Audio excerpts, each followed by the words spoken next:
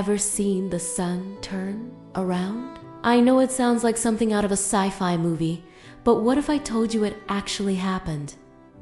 This isn't just a legend. It's a true story recorded in the Bible, a moment when God literally turned back time. Stick with me because this story is about more than just a miracle. It's about faith, desperation, and a God who listens. Our story takes place over 2,700 years ago in the kingdom of Judah.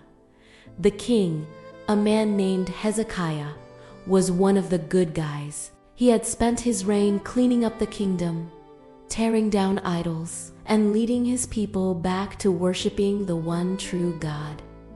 He trusted God, and God had delivered him from powerful enemies, like the massive Assyrian army that had threatened to wipe Jerusalem off the map.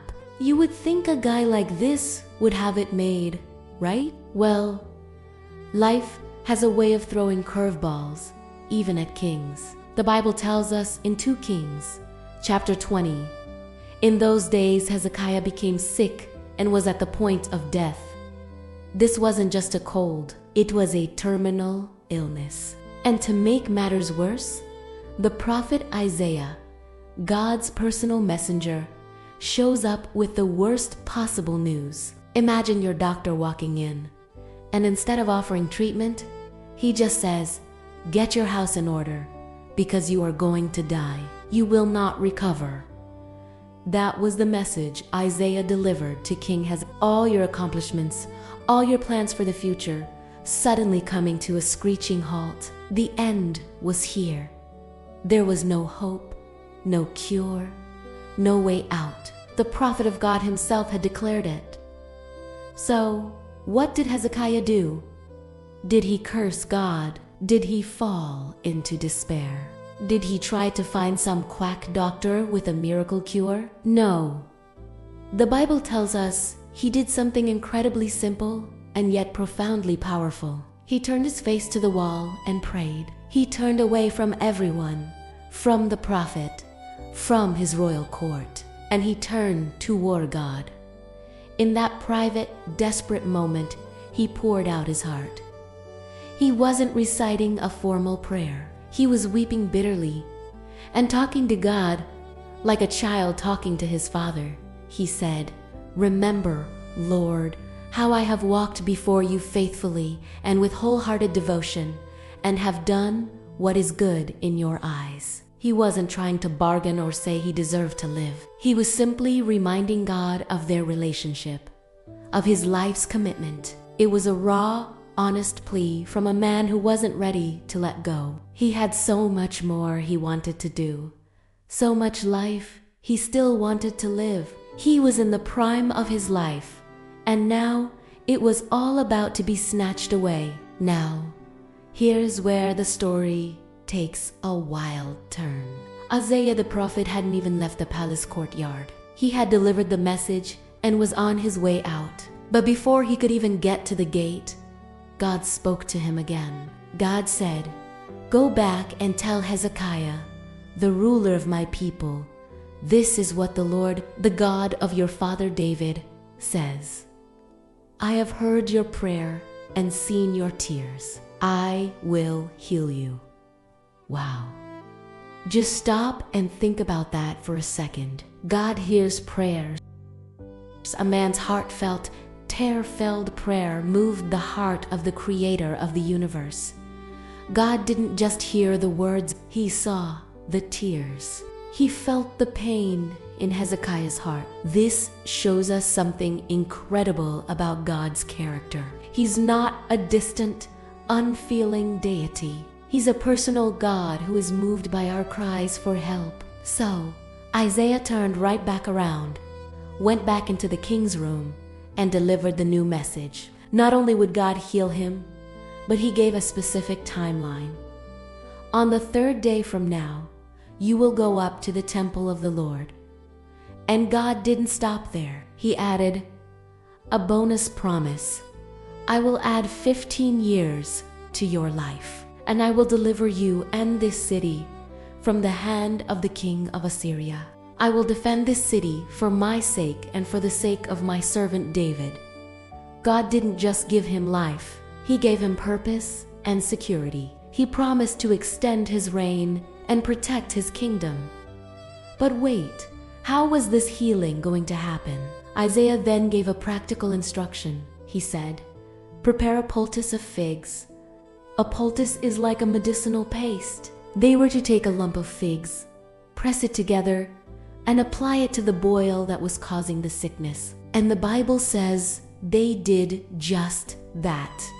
And Hezekiah recovered. It's an interesting detail, isn't it? God could have just snapped his fingers and healed Hezekiah instantly, but he chose to use a simple, earthly remedy. It's a great reminder that God often works through means we can understand. He works through doctors, medicine, and the wisdom he gives us. Faith in God and using practical means are not mutually exclusive. They often work hand in hand. Now, Hezekiah was probably ecstatic, but he was also a human. He had just gone from a death sentence to a 15-year life extension.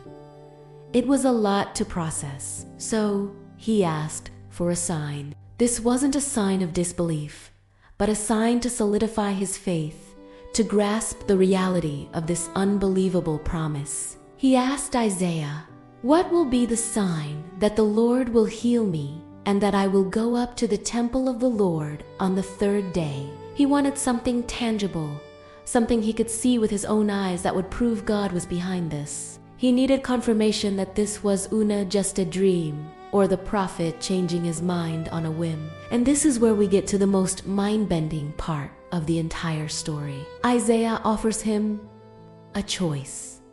He says, "This is the Lord a sin to you, that the Lord will do what he has promised. Shall the shadow go forward 10 steps, or shall it go back 10 steps?" Let's break that down. They were looking at a sundial, likely a set of steps where the sun's shadow would move, marking the time of day. Naturally, the shadow only moves in one direction, forward, as the day progresses.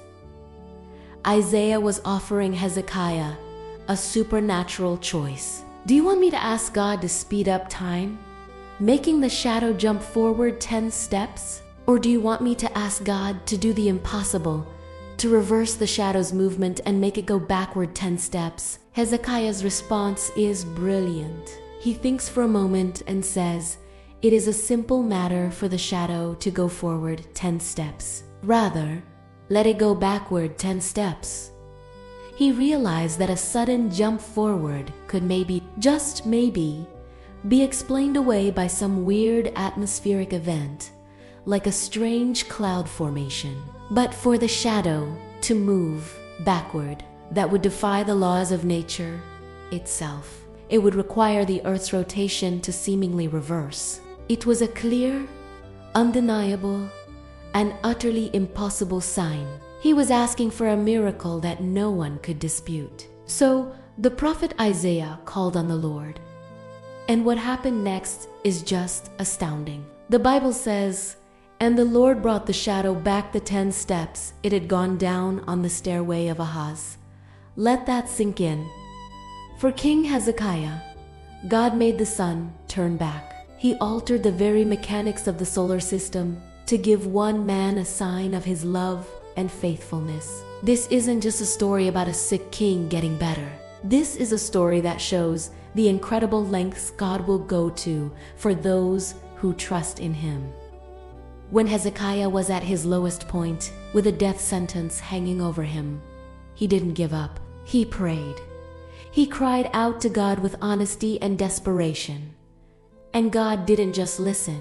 He responded in a way that would be talked about for thousands of years. He gave him more life, he gave him protection, and he gave him a sign that bent the fabric of reality. What does this mean for us today? We might not get to see the sun go backward, but the God who did that is the same God we can pray to. When we face our own terminal diagnosis, whether it's a health crisis, a financial disaster, a broken relationship, or just a season of overwhelming despair, we have a choice. We can accept defeat, or we can turn our face to the wall and pray. Hezekiah's story teaches us that prayer is powerful. It's not a magic wand, but it's a direct line to the God who can do the impossible. It teaches us that God sees our tears and hears our cries. He is not indifferent to our pain. And it teaches us that sometimes when we ask in faith, God shows up in ways that are more spectacular than we could ever imagine. He is a God of second chances, a God of healing, and a God who keeps his promises. The story of Hezekiah is a powerful testament to the fact that with God, there is always hope, even when the world and even God's own prophets seem to be telling you it's over. He has the final say. So whatever you're facing today, remember the King who saw the sun turn back. The God who did that for him is here for you too. If this story encouraged you, please hit that like button, drop a comment, and consider subscribing for more incredible true stories from the Bible. See you in the next video. God bless.